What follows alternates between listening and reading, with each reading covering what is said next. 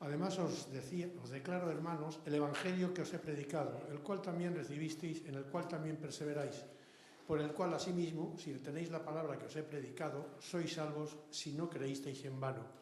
Porque primeramente os he enseñado lo que asimismo recibí, que Cristo murió por nuestros pecados conforme a las Escrituras, y que fue sepultado y resucitó al tercer día conforme a las Escrituras, y que apareció a Cefas y después a los 12. Ok. Entonces, ¿qué son las cosas que Pablo dice? Estas son buenas nuevas.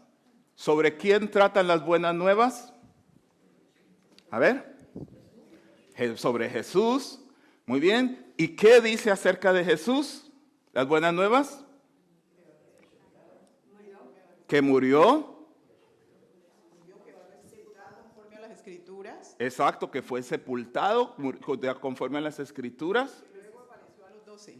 Resucitó, ¿verdad? Y luego apareció a los 12, ¿no? O sea, que las buenas nuevas son sobre Jesús. Esa es la manera en que Dios está viniendo a reinar. Ahora, en el contexto de Marcos está haciendo algo interesante, porque está retando a judíos y está retando a griegos también. Está retando a los judíos y está retando a los romanos. Porque los romanos también utilizaban el término evangelio, ¿sí? Los judíos decían, el evangelio es sobre cómo Dios va a venir a reinar. Y los griegos decían, el evangelio son las buenas noticias sobre el emperador.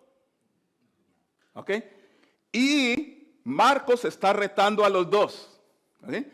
A los judíos les está diciendo, la forma en que Dios vino a reinar es en Jesucristo. Y como un siervo, dando la vida. Y a los romanos les está diciendo, el evangelio importante, las buenas noticias, no son el nacimiento de Augusto, que era en ese tiempo, sino que las buenas noticias son sobre el nacimiento de otro rey, que es Jesús. ¿Sí? Esto es del siglo 9 antes de Cristo. El día que nació el emperador, el natalicio del Dios, fue el principio de los evangelios. Y Marcos usa exactamente esa frase para iniciar. Principio del evangelio de Jesucristo. ¿Okay? Ahora, lo segundo dice, el evangelio de Jesús. O sea, yo les he dicho esto. Jesucristo, Cristo es un título, ¿no? O sea, no es como que se llamaba Juan Carlos, Jesucristo, ¿no? Cristo es un título. Entonces, el nombre es Jesús. Ese nombre Jesús viene de un término que significa salvación, ¿sí? Y ese término salvación es el nombre Oseas, ¿ok? Y Moisés le cambia a Oseas, hijo de Nun, el nombre a Josué, hijo de Nun. Le agrega una pequeña letra. Y esa pequeña letra quiere decir, lo convierte en Dios salva. El que yo soy el que soy es el que salva. Jehová salva. Entonces, el mismo nombre de Jesús es casi como que Dios está poniendo la camiseta. Aquí vengo, yo soy el que salva, ¿no? Está súper claro. Y el término Cristo quiere decir ¿qué? Vamos a ver. Mesías. Hechos, capítulo 4, versículos 25 y 26. Aquí está hablando Pedro, orando. Tú, por medio del Espíritu Santo y por boca de nuestro padre David, tu siervo dijiste estas palabras. ¿Por qué se amontinan las gentes y los pueblos piensan cosas vanas? Se reunieron los reyes de la tierra y los príncipes conspiraron contra el Señor y contra su Cristo. Pedro está orando el Salmo 2. Aquí, el Salmo 2. En nuestras Biblias quizá dice, ¿por qué se conspiran las naciones? Los reyes de la tierra hacen alianzas, los caudillos se declaran en contra del Señor y de su Mesías. ¿Sí? Cristo es Mesías. En otras versiones dice, se levantarán los reyes y príncipes conspirarán contra el Señor y contra su ungido. Entonces el término Mesías quería decir el rey que era ungido por Dios. ¿Ok? Porque en los judíos derramaban aceite sobre la cabeza del rey, el aceite de la unción, y lo consagraban para que fuera rey de Israel. También hacían lo mismo con los sacerdotes. Y la otra cosa que dice Marcos, nada más empezando, es principio del evangelio de Jesús, el rey, hijo de Dios.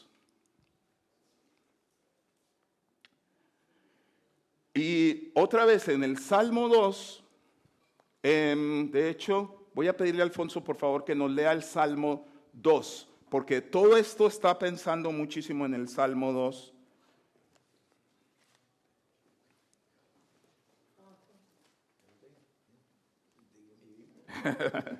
Él tiene su Biblia. Gracias, gracias Raquel.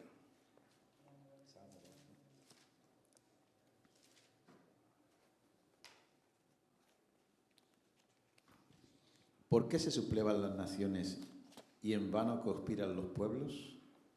Los reyes de la tierra se rebelan, los gobernantes se confabulan contra el Señor y contra su ungido. Y dicen, hagamos pedazos sus cadenas, librémonos de su yugo. El Rey de los cielos se ríe, el Señor se burla de ellos, en su enojo los reprende, en su furor los intimida y dice, he establecido a mi Rey sobre Sión, mi santo monte. Yo proclamaré el decreto del Señor, tú eres mi hijo, me ha dicho, hoy mismo te he engendrado, pídeme y como herencia te entregaré las naciones. Tuyos serán los confines de la tierra. Gobernarás a las naciones con puño de hierro, las harás pedazos como a vasijas de barro. Vosotros los reyes, sed prudentes, dejaos enseñar, gobernantes de la tierra, servid al Señor con temor. Con temblor rendidle alabanza, besadle los pies, no sea que se enoje y seáis destruidos en el camino, pues su ira se inflama de repente. Dichosos los que en él buscan refugio. Amén. Entonces habla del Hijo de Dios. Yo te he engendrado hoy, eres mi hijo.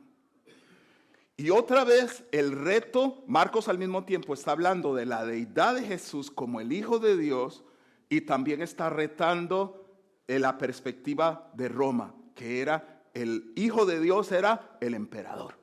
¿Okay? Entonces las dos cosas están pasando simultáneamente.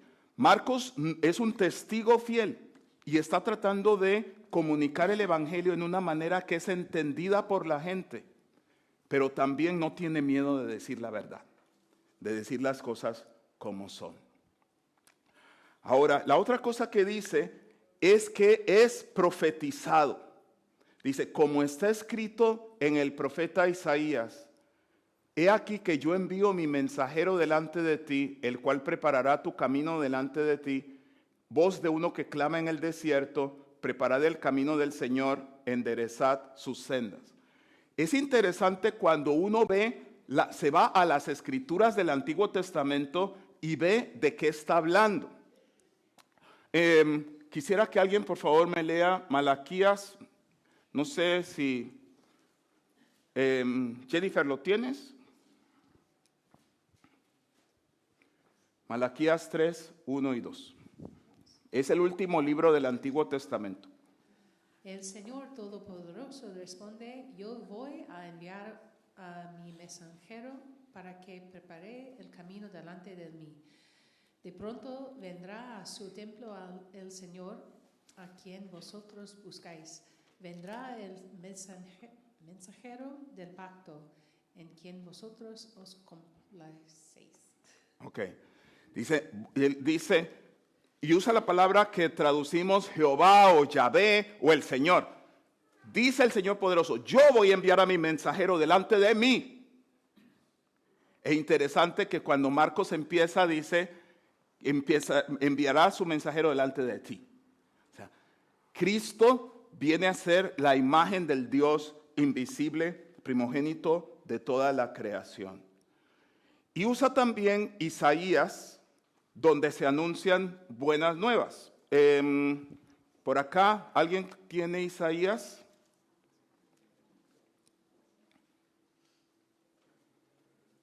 Isaías 40 del 1 al 5.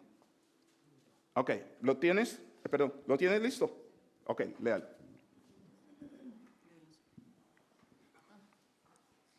Consolaos, consolaos, pueblo mío, dice vuestro Dios. Hablad al corazón de Jerusalén, decidle a voces que su tiempo es ya cumplido, que su pecado es perdonado, que doble ha recibido de la mano de Jehová para todos sus pecados.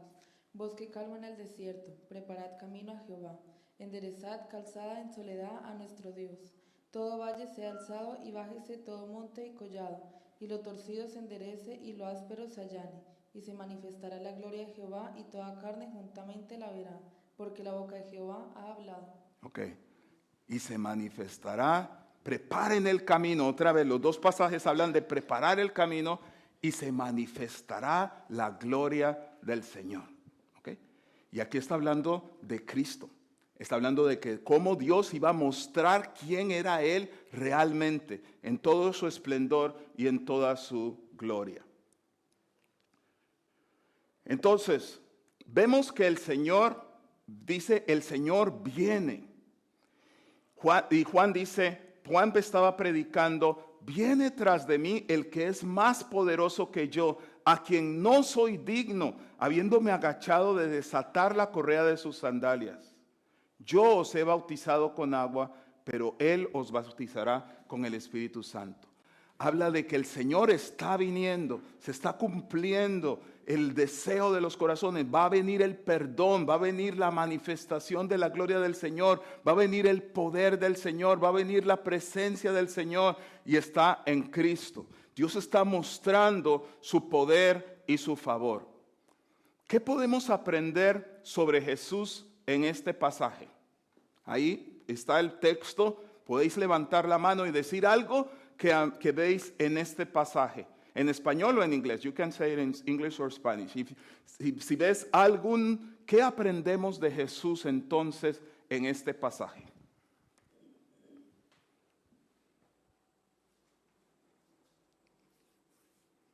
Estáis muy tímidos esta mañana. Una cosa. Que es hijo de Dios, muy bien. ¿Alguien más? ¿Qué más aprendemos sobre Jesús? Que es poderoso. Que es poderoso. Uh-huh. Que había sido profetizado. Las cosas iban a cambiar. Que las cosas iban a cambiar, todo iba a cambiar. Muy bien.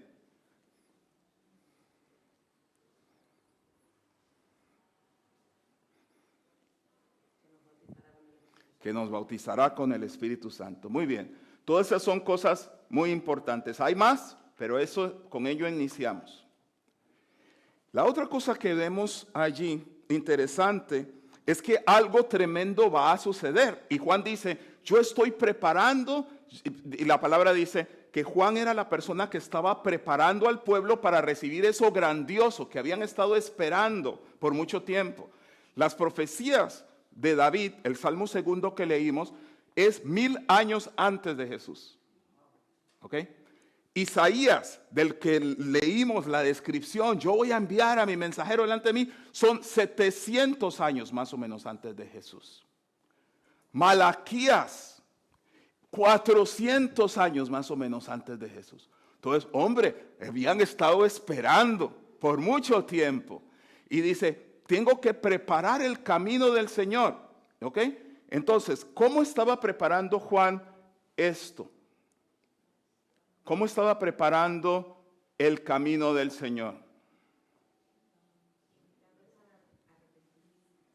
Por favor.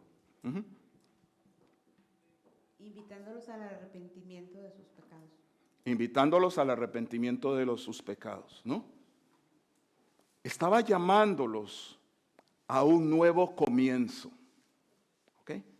Hay muchas cosas importantes en este texto. Israel, cuando ellos fueron sacados de la tierra, del desierto, fueron liberados de Egipto, anduvieron por el desierto y luego para entrar en Israel tenían que pasar por un río. ¿Alguien se acuerda cuál era ese río?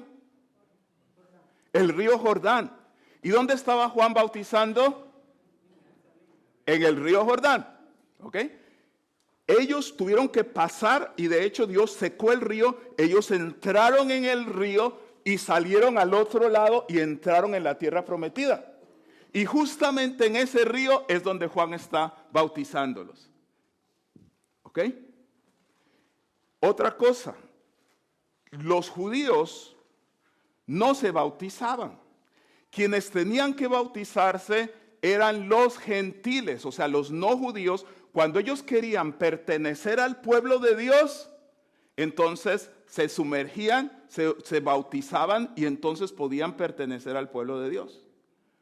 Juan les está diciendo a ellos, no, ahora de verdad no es porque naciste en un lugar, en un hogar judío, que eres parte del pueblo de Dios. Así como puede decirnos a nosotros, no es porque naciste en un hogar cristiano que eres parte del pueblo de Dios. Dice, tú mismo tienes que morir y tienes que volver a nacer. Tienes que morir a ti mismo y tienes que vivir una nueva vida. Tienes que integrarte al pueblo de Dios. Tienes que llegar a ser parte del pueblo de Dios. Dice, no estamos, Juan en otras palabras está diciéndoles, muchachos, no estamos listos para recibir al Dios Todopoderoso que viene. No estamos listos para recibir la promesa de Dios. No estamos listos para recibir la gloria de Dios. Es como viene alguien importante y tienes que bañarte. Es también como nosotros actualmente como cristianos. Esa. A veces somos cristianos mucho tiempo, pero nunca nos bautizamos. Nos da temor. Yo recuerdo que cuando yo empecé mi vida de cristiana, yo soy de Colombia, Sí. llegué un día donde unas amigas y ese día había una reunión allí de una célula y entonces yo decía, qué pereza. Dije, no, me voy a quedar. Y me quedé, bueno, y me gustó, me encantó desde allí. Y al mes de estar yendo a la iglesia me bauticé, pero entonces me daba temor. Yo decía, ay, ¿será que me bautizo? ¿Estaré preparada? No. Y yo le decía, pastor, ¿será? Me dijo, no, bautícese. Y pienso que es un compromiso que uno adquiere y debería ser de todos los que somos cristianos, los que estamos en la iglesia, bautizarnos. No darnos temor, porque cuando nos bautizamos es cuando sentimos de verdad que estamos comprometidos con Dios y que no le podemos fallar. Amén. Muy bien, a veces personas demoran, dicen, ay, es que no estoy listo, no soy la persona idónea todavía. Bueno, eso es un pensamiento erróneo, porque Jesús ordenó que nos bautizáramos. Entonces, no es la vida cristiana empezar por desobedecer al Señor. Ay, no quiero. Pero es importante lo que dice la hermana. O sea, a veces es por miedo al compromiso. Es que no estoy seguro. O sea, tenemos que tomar una decisión realmente de seguir a Jesús. Ok, ahora, ya sabemos para qué se bautizaban, ¿verdad? Apestas, no estás listo para recibir al rey, ¿ok? Pero viene la sorpresa de que en aquellos días vino Jesús de Nazaret de Galilea y Juan le bautizó. Por eso en otros evangelios donde pone más detalle, dice que Juan decía, no, yo no te puedo bautizar a ti, tú eres el que me tiene que bautizar a mí. ¿Por qué Jesús se bautiza? ¿Qué es lo que está haciendo? Bueno, ¿es porque es pecador? Ciertamente no, porque de los cielos vino una voz que decía, tú eres mi hijo amado, en ti me complazco. Dios dijo, yo estoy muy complacido contigo. Entonces no se bautizó porque estuviera mal con Dios. Entonces, ¿por qué se bautizó? ¿Poder dar ejemplo? Para inaugurar el reino de Dios. Para inaugurar el reino de Dios. Vamos a ver unos pocos pasajes que nos dan un poquito de pista. Primera de Pedro 2:24.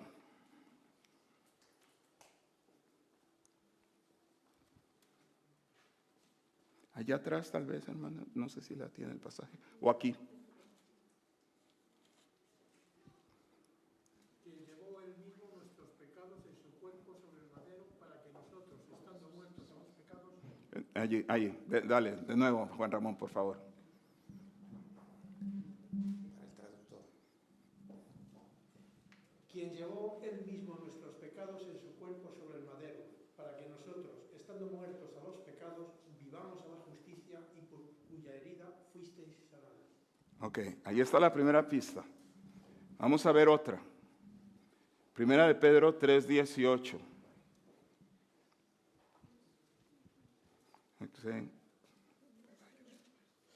Detrás de Roland, tal vez, ¿estén listos? Aquí, Fernanda. Ay, perdona, Adriana, no te vi. Porque Cristo murió una vez y para siempre para perdonarnos nuestros pecados. Él era bueno e inocente y sufrió por los pecados, para que ustedes pudieran ser amigos de Dios. Los que mataron a Cristo destruyeron su cuerpo, pero Él resucitó para vivir como espíritu. Ok. Primera de Pedro 3:18. Y una más, Primera de Corintios 15:3. Ahora sí, Adriana, perdón, si lo tienes.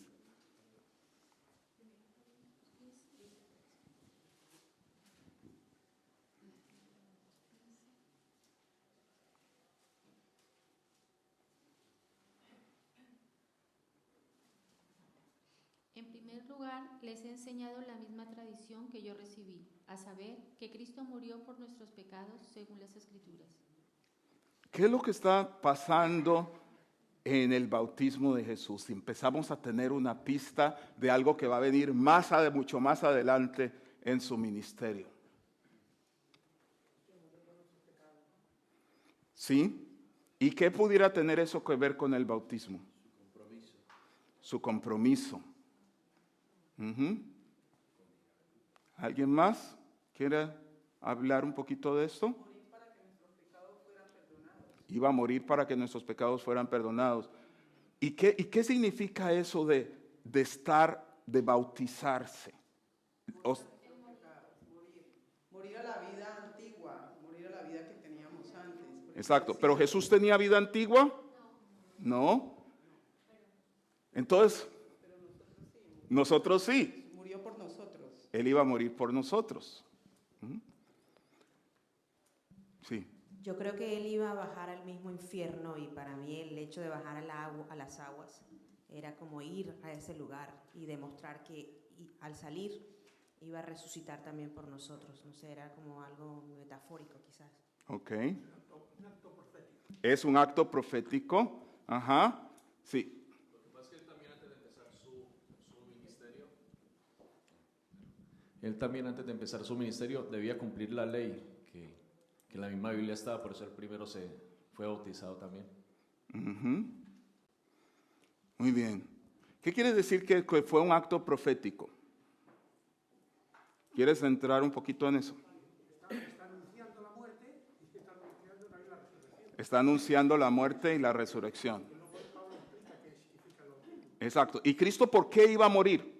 Había hecho algo malo, dice, la paga del pecado es muerte. O sea, ¿qué pecado hizo Jesús?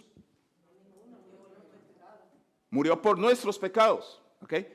Entonces Jesús se está identificando con nuestro pecado. O sea, está entrando en nuestro problema. Dice, hey, tú no necesitas entrar aquí. Sí, entro. Yo me hago uno con ellos. Porque estaban llegando confesando sus pecados. O sea, no era un mérito. No era como acá en la iglesia que todos les aplaudimos porque se bautizó. Estoy reconociendo que soy un pecador. Estoy reconociendo que no merezco ser parte del pueblo de Dios. Estoy reconociendo que apesto, que no estoy listo para recibir al Señor. Y el Señor está diciendo, y todos están ahí en fila, y tenías que trabajar contra tu orgullo para estar en esa fila y ser bautizado por Juan. En vez de decir, yo soy israelita, yo soy hijo de Abraham, yo soy descendiente de Moisés, yo estoy bien. Tenías que reconocer, no, estoy mal. Y estabas entrando allí y de repente Jesús está ahí en la fila para bautizarse. ¿Qué haces aquí? ¿Qué haces aquí? Me estoy identificando con vosotros. Estoy tomando sobre mí vuestra humanidad. Así como después voy a morir en la cruz por vuestros pecados. Y como decía Juan Ramón, y volver a vivir. Entonces, y por último vemos lo que dice del Espíritu.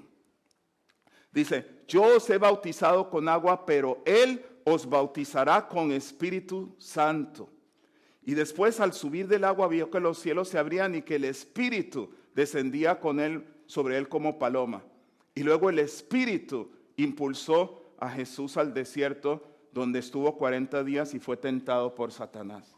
O sea, vemos la acción del Espíritu de Dios. Dice Juan, Él les bautizará con el Espíritu Santo. Luego vemos a Jesús siendo, en un sentido, bautizado ya con el Espíritu, aunque Él tiene el Espíritu.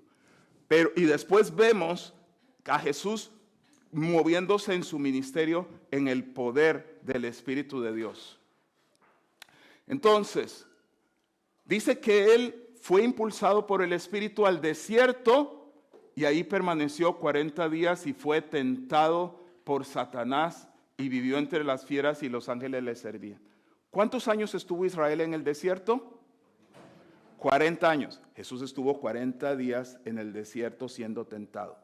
¿Israel fue tentado en el desierto? ¿Sí? ¿Ganó Israel la batalla contra Satanás en el desierto? No.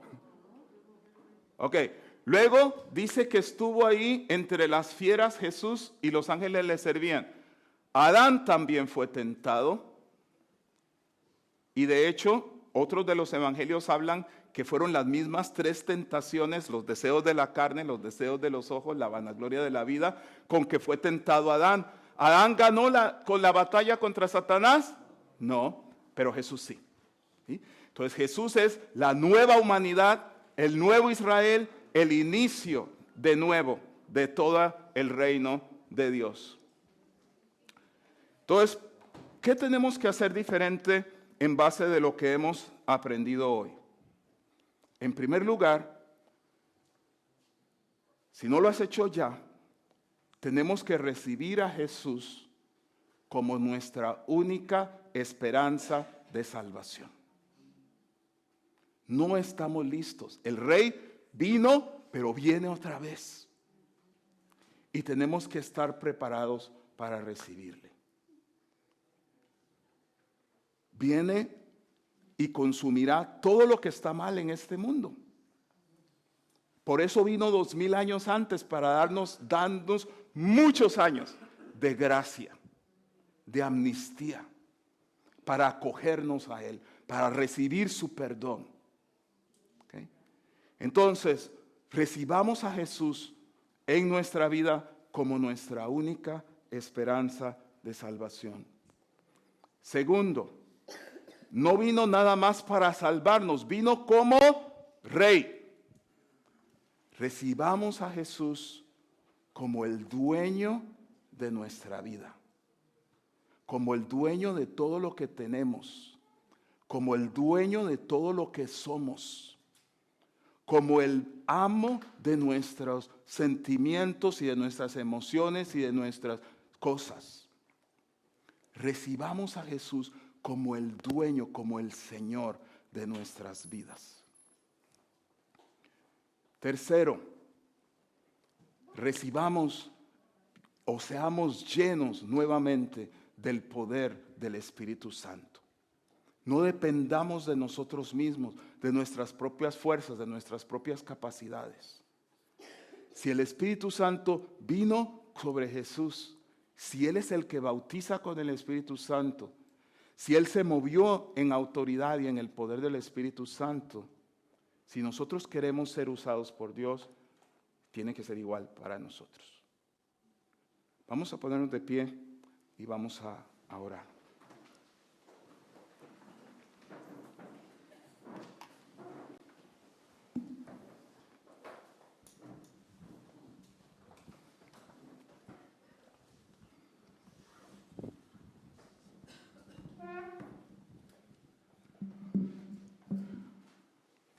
primer lugar, si tú no has entregado tu vida al Señor Jesucristo, hoy es un día perfecto para hacerlo. 21 de enero del 2024. Es un día perfecto para recibir a Jesús para el perdón de nuestros pecados. Dile al Señor: Padre, estoy aquí y quiero entregarte mi vida. Me he dado cuenta de que no estoy listo para recibirte.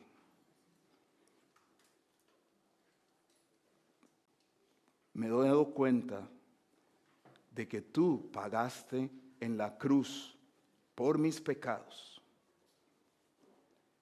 pero tengo que recibir ese regalo. Señor, yo recibo ese regalo hoy, 21 de enero del 2024. Recibo esa vida nueva, ese nuevo comienzo que le diste a Israel y que nos das a nosotros también. Voy a vivir una vida nueva y voy a vivirla para ti. Y todos los que estamos en Cristo, podemos también decirle al Señor: Señor, así como Juan predicó el arrepentimiento, nosotros vivimos una vida de arrepentimiento delante de ti. Queremos reconocerte como el Señor de nuestra vida, como el dueño de todo lo que tenemos, como nuestro amo, como nuestro Señor, como el dueño de todo lo que somos, Señor, de nuestros planes, de nuestros pensamientos, de nuestro futuro. Tú eres el dueño, tú eres el Señor, tú eres el Rey. Y vamos a vivir para ti, Señor, para tu gloria, para tu honra, para tu alabanza. Señor, sabemos que no lo podemos hacer en nuestras propias fuerzas. Así que recibimos el Espíritu Santo. Llénanos, Señor, nuevamente. Llénanos con poder. Transfórmanos. Haznos a tu imagen. Úsanos para tu gloria. Te lo pedimos en el nombre de Jesús nuestro Señor. Amén.